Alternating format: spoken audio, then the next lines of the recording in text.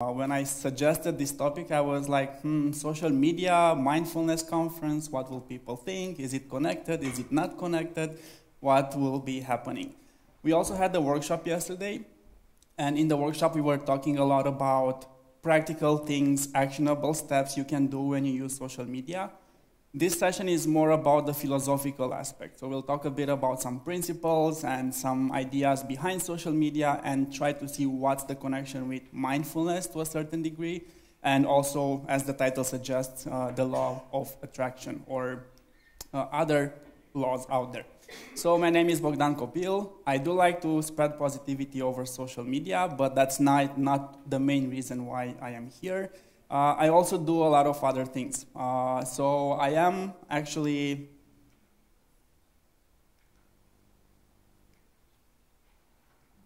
clicker isn't working as it should. Let me go back to the slides. So I am doing lots of different things in terms of my activities, right? I am a Google for Education certified trainer, so I work a lot with teachers, showing them how to use technology for teaching, for learning, and so on and so forth. At the same time, I am working with essential oils, and I'm very passionate about wellness and well-being, and that's another perspective that I'm trying to bring into the field. How can we use social media also for this kind of activities? Maybe for promoting ourselves or our businesses, or in some cases, events about mindfulness, or events about pain management, because we had a summit last autumn looking at pain management, for example. So, as I said, I'm trying to bring all of these things together in terms of the different fields and what's happening with those fields, right? And once again, I want to get back to the question: why mindfulness why social media at a mindfulness conference, right? What are you hoping to get from this session? Do you have some burning questions about social media you want answers to, or you just want to have a general discussion? That's something that I would like you to think about, so we can continue the conversation later as well. So let me just start with a quick intro. Let me ask you, who is using social media from the room? Okay, who is using it for personal reasons only? Okay, I've seen some hands going up and then all of a sudden going down. Who of you is using social media for promoting events, for spreading messages, for drawing people into your community, your tribe? Perfect. So just a couple of ideas about social media. I don't want to insist on it too much, but I do want to list some of the things we do know about social media. One of them, starting with the good parts, it's great for connecting with people, friends, family, relatives, colleagues, new people we want to attract to our tribe, right? We can get involved in so many different activities. We can join communities, we can volunteer, we can donate, we can actually just organize events, as I said. And it's also enhancing different activities. As I said, communities are taken to the next level. But it also comes with the downside, right? There are lots of not so positive things related to social media, like you can be contacted by total strangers, and in that case, it can cause different problems, right? You can get in trouble also because not enough people understand how social media works and how they can use it properly, and now to talk about mindfully. And also it can enhance the various feelings of being alone, angst, and feeling inadequate, and so on and so forth. So this is something that social media isn't really good at, right? And then there's also the ugly side, where things can get really nasty. Like, we see all over the place harassment, bullying, and so on and so forth. You have different cases when people spread fake news, especially nowadays, hate speech, and so on and so forth. And social media also gives voice to all of these people, right? Spreading inappropriate advertising or just collecting data. We know about several scandals regarding privacy, recent scandals, and so on and so forth. So if you look at it, it seems like social media is really bad and has no connection whatsoever with mindfulness, right? But what I'm trying to argue here and say is that actually it's not really that way. So the question is, of course, what can we do about it? And this is one of the big things for me, change our mindset in terms of what social media is, how it works, and also how we can use it to spread good messages and enhance the world, right? A simple framework, an example, it's not the only one, but this is the first starting point, right? Many people fear social media because they don't understand it. They don't see how it could be connected to mindfulness or well-being and so on and so forth. In order to stop fearing it, we have to understand it. We have to understand the principles behind it. It's good if we understand also how it's related to the neuroscience part, right? What happens when we like things and go to the next thing and like, and the dopamine is released and so on and so forth. And also to understand how serotonin can also be released by different actions we have on social media and so on and so forth. So there's a lot of neuroscience behind it as well. But the main thing is understanding that social media is not meant to replace relationships, right? It's just another tool or just another communication channel which we can use to strengthen current or new relationships rather than replacing them. So by no means am I advocating forgetting about people and friends and family and spending your time on social media. That's not why I'm here for, right? One important step is also to learn about the privacy settings and what's happening with your data so you're aware of what's happening and then you can actually carry on with your activity. And maybe the key part is be intentional. Use it for promoting good causes and connecting with the right people, elevating people, and so on and so forth. So this is maybe the key part here. So just a quick roundup in the room. I want to see how familiar you are with social media platforms or channels, right? These ones should be pretty well known because we've seen most of them, Facebook, Twitter, Instagram, Google+, which is dead now, YouTube, LinkedIn, but there are so many others, right?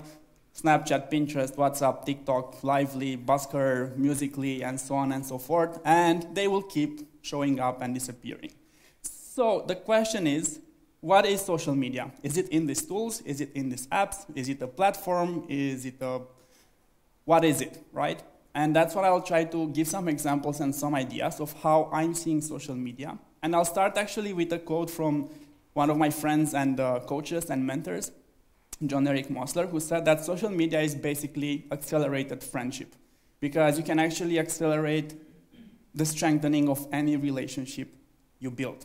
Once again, not talking about replacing human-to-human contact and speaking with people in person. I'm talking about adding extra layers and extra depth to those relationships, right? Besides that, what I would like to say is that it's an accelerator in general, not only of friendship, but of everything, right? Because basically, it's not a tangible thing. When we say Facebook, Facebook doesn't exist as a thing. Other than the infrastructure, the servers and coding and whatnot, and the set of rules for that particular social media platform, Facebook is not a thing. It's made of our interactions, our bubbles, if you want to say it like that, the people we interact with, the people we connect with, and so on and so forth. So it's not basically something tangible. And as I said, we are all connected in different bubbles.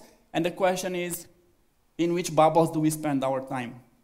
Do we enlarge our bubble? Do we connect with other bubbles? Do we visit other islands? Do we bring other people onto our island? Do we show them parts of the good things we are doing in the world, trying to inspire them, for example, right? So this is a big question for me.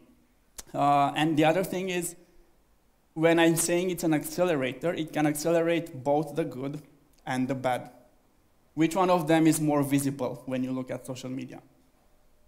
The bad, usually. Why? Because more people talk about it, more people share it, and it's more and more visible. What's the alternative? What can we do to work on that, to diminish the omnipresence of the bad things on social media? Well, first of all, stop sharing them. Second of all, let's bring some positivity and share some good messages as well, so they will actually become, at some point, hopefully, the leading thing that's shared on social media. And I want to talk a bit about the principle from programming, which is called garbage in, garbage out. So when somebody is coding, if you start from a garbage piece of code or bad code, the outcome will be in garbage, right? If you want to create an app, if you start from bad input, the output will be the same. It's the same in social media.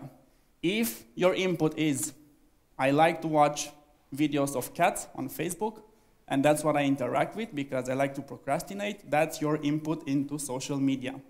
What will be the output? What will you get in return? More videos of cats and more reasons to procrastinate. right? What if, on the other hand, my input is not garbage, but I'm trying to be very mindful and consistent in elevating things on social media. Like I'm having a mindfulness course, a random example, right? Because we are at MindfulnessCon. And I want to share more things about how people can start meditating. And I will start putting that as an input. What will be the outcome? I would draw people that would be interested in that. And if I'm very conscious about what I'm doing and intentional, I can start building a tribe and spread that message, right? Once again, it's about what you put in will generate what you put out. And when I say what you put in, I mean it in terms of how much time you spend on social media and how you spend that time on social media. And I want to talk a bit about how this is connected to algorithms, right? We'll get there in a bit. But I said that usually the bad things tend to take up more space on social media. I want to give some examples of good things, right? And the power of communities. I'll just list 2 of them as an example. Just this week, on Thursday, it was the World Mental Health Day. And I'm using this as an example of a very recent event, right? I've done a live video in which I was talking about this. And I was saying, hey, just check on your friends, especially on those of your friends who seem to have it all together. Because that's where, in most cases, you'll have people who suffer from anxiety or stress or burnout or anything like that, right? It was a simple message. I wasn't trying to get anything from anybody. I was just trying to share a story. I was telling a story about my process of going through burnout and so on and so forth. What was the outcome? A friend of mine wrote to me 2 minutes later after the live, like, I've been struggling for such a long time. I wanted to share this on social media. I had no idea if I would ever do it. Now I've just done it. And then 5 minutes later, she tells me, you know what? A friend of mine saw my post that I've posted because of your video, and she changed what she was planning to do next with her family in terms of dealing with mental health and so on and so forth. So this is an example of how just one small thing can generate a whole wave, and you never know where it stops or where it goes, right? And I will start from this example, which was very recent, and it was related to what I was doing, and compare it to another one where a similar live video triggered the reaction from somebody who said, I had my date to kill myself in the calendar next week. And because of your live video, I've erased it from my calendar. So I'm talking about small things like somebody else sharing their story and inspiring other people till saving lives, something that you don't really think about when you post these kind of things. But as I said, you never know the outcome of your actions. As long as you share things to elevate people, you can actually impact quite a lot of lives. The second example, and I would actually invite you to search for it if you want to have some inspiration on a daily basis, is a podcast. It's called A Good You, and it's actually not curated, but recorded by John Eric Things. And his story is that he was on a hospital bed for a long time. He couldn't do anything. He was close to dying. And during that time, he was thinking a lot about what he can do with his life after he gets out of the hospital, of course, because that's what you do. And now he started a podcast where every day for 5 minutes, 4 or 5 minutes in the morning, he has an inspiring message. And it's a short podcast. You can find it on Spotify, iTunes, wherever. So if you just search for A Good You, you'll find it. And I do encourage you to have a look at it. I'm using this as an example also in terms of it's something small. It's a 3, 4, 5 minutes message daily sent to the world, and people react to that positive message. Now, let's talk about the main thing for this social media part, right? And those are algorithms. Did anybody hear about the word algorithm? Do you know what they are in social media and how they work and what they do? Basically, what was happening was there's just too much noise on social media. So let's say I have 500 friends on Facebook. All of them post 2-3 times a day. That means 1,000 posts per day. That would mean I would literally need to spend my whole day just reading what my friends are posting. And some of the posts are videos with cats, which I'm not really interested in. But once again, that's what was happening. There was just too much noise. And that's why social media platforms started using algorithms which filter the content that is displayed for you. Now, many people blame Facebook and Instagram and all the other platforms for limiting their content, censoring them, and so on and so forth. Whereas if they would understand how the algorithms work, they would understand how easy it is to actually work on promoting what they want to promote as a message. So what are the algorithms doing? As I said, they go through all of those posts and try to choose what's more relevant for you, right? Question for you. You have a friend who you haven't seen in 10 years, and you have a friend who you meet every day. Both of them post something on Facebook. Which one of them would you like, whose post would you like to see more? The one you interact with every day, or the one you haven't seen in 10 years? It changes from person to person. I might say, I'm seeing this one every day, so I would like to know what's happening with the one that I haven't talked to in 10 years. But the issue is that the algorithms look at many factors. One of them is how often you interact. And the fact that I did not interact with somebody for 10 years, for Facebook, that means I'm not interested in what they are doing. So it will not show me what they are posting, and the relationship will become colder and colder and colder, right? I was giving this example yesterday in the workshop. My mom and my aunt. My mom was like, oh, your aunt is never calling me. Like, okay. When did you call her the last time? Okay, so it goes both ways, and it's the same idea on social media and algorithms. As I said, the algorithms look at many different factors. Recent interaction is one of them. So going back to the algorithms, they use artificial intelligence most of the time. So there's a machine that's learning from your behavior, and this is just one small example, right? But the bottom line is the same. Garbage in, garbage out. If those algorithms or artificial intelligence mechanisms see that I interact with fake news and politics and drama and so on and so forth, that's what they will show me. They will show me more of my friends who post about the same things.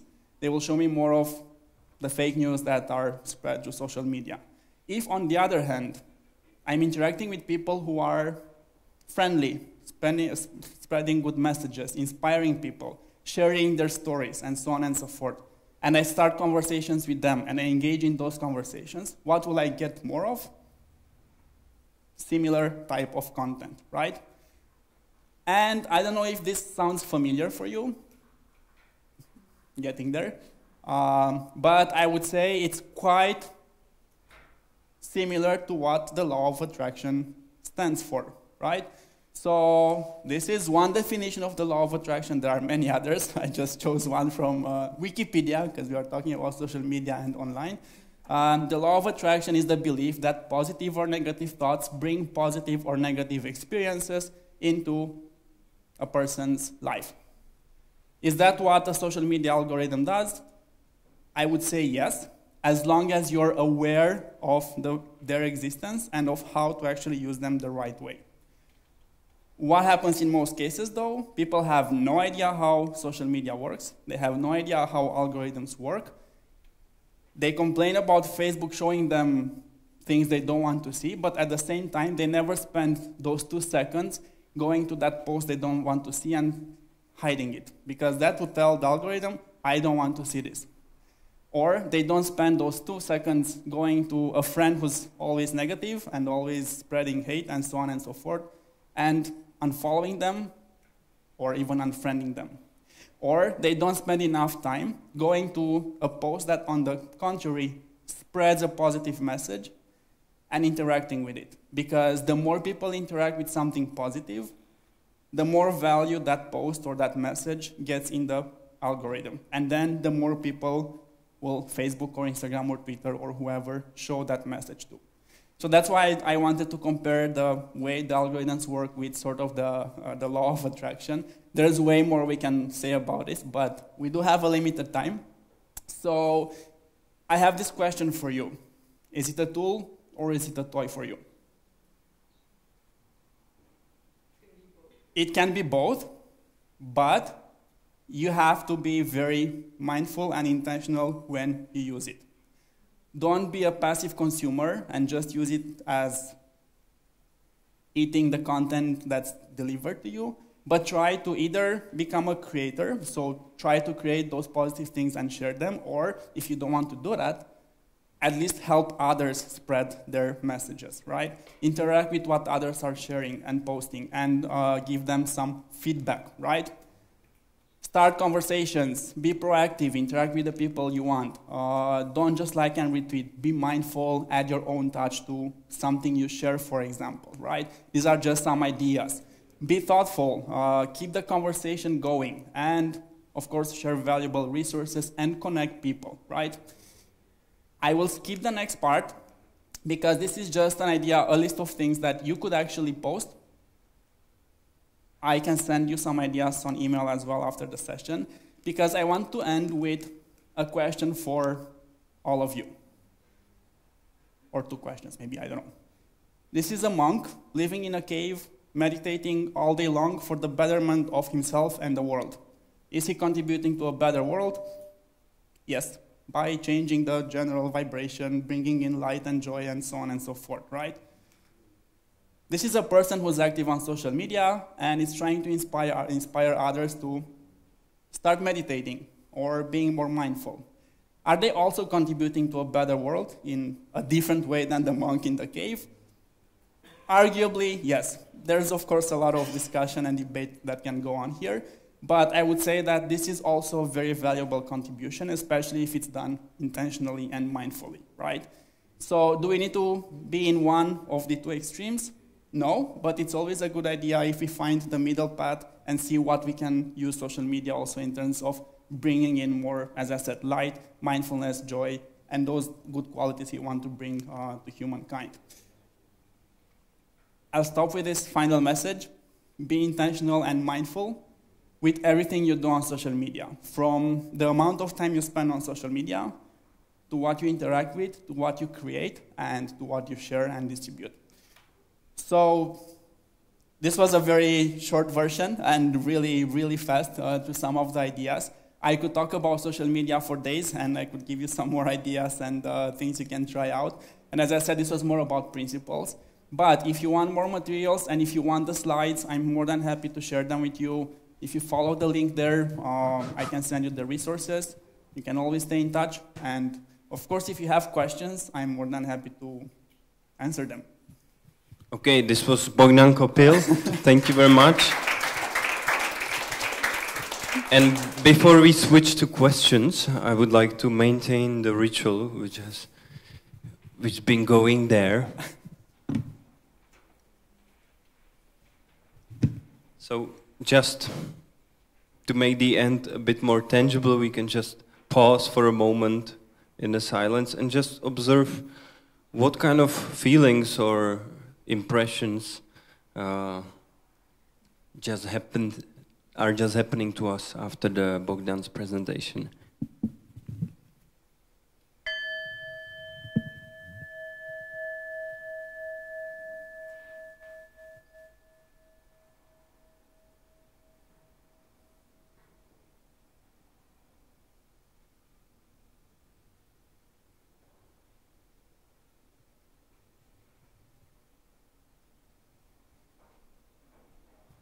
All right, so I guess we have something like 5 more minutes. So does anybody here have a question for Bogdan? Okay, I think you've been just half a second quicker maybe, so. Hi, it's not a question, but I want to thank you because after a long time I hear something positive about social media, and I'm working in marketing. So usually I'm more feeling the manipulative part of the social media, but your presentation was very refreshing for me, and thanks for that. That's all. Thank you. That's good feedback for me, yes. As I said, there's the good, the bad, and the ugly. There's a lot of manipulation as well. But that's there just because many people like us stay away from social media when we could use it also to overcome or overthrow all of those negative things. So thank you. Hi, my question would be if you also use it as a toy. Me personally? Sometimes yes, of course. But I'm intentional even then. That's what I said, be intentional. So I'm using social media in scheduled times during the day. My notifications are off for all the apps. So it's not like when somebody sends me a message, oh, I take my phone out and I check what happened.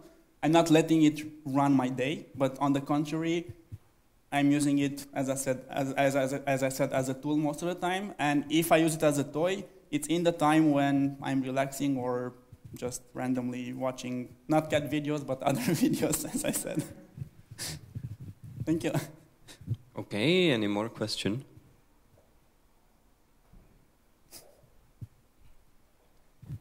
Also, thank you for the positive presentation. Do you have some other examples of what not to do on the social network? You mentioned this hiding. This was very practical, I think. If you do not like some content, spend some time with sending the algorithm the message that I don't want this. This sounds very practical to me. We all know that the liking is, causing this dopamine thing. So, and even the positive messages might tend to this type of závislost. I don't know how to say in English. Interaction. Addictions. Yeah. So. Well, there's a long list of things you can do and you should not do. So we can spend the whole day talking about that as well. But I'll give you some examples. In the social media algorithms, it's just like when you have always think about having a conversation with your friends and apply the same things to what you're doing on social media, right? Let me use this as an example. You're going on a date and your partner is asking you, the food is really good. How is yours? And you say, it's good. So how was your day? Oh, it was fine. Where is that thing going to go? Nowhere, because you're not trying to engage in a conversation, right? It's a similar story on social media. What are we doing? We like something. What does that mean? Okay, I've liked it. But if I want to see more of something, rather than just liking it, I can go and leave a comment, because that weighs more than just liking it, right? Better than that, instead of just saying, my food was good, how about yours? And then we can start a conversation. So by doing that, that weighs in even more than just a like or a comment. If I can start a conversation with that person, the algorithm sees that we are interacting, and that will help. So this is just one example of how I can get more of what I want. Interact with those people you want to see more of, and with their posts, and start conversations. If you want to not see somebody or somebody's post, you can, as I said, hide some of their posts. You can report them if it's really bad and it's something that shouldn't be there. You can snooze somebody, which literally means that for 30 days you will not see what they post. Because that happens as well. Like somebody goes through a bad period, you don't want to unfriend them because you're friends, and you just say, okay, they need some time.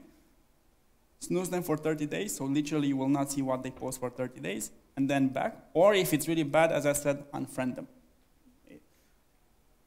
It's not the end of the world if you lose a Facebook friend or an Instagram follower, right? There are more things, but yeah, I want to keep it short. So as I said, I can also send you some more resources, and I can include that as well in the list. Okay, Bogdan, thank you very much. This was very thank you. Very insightful,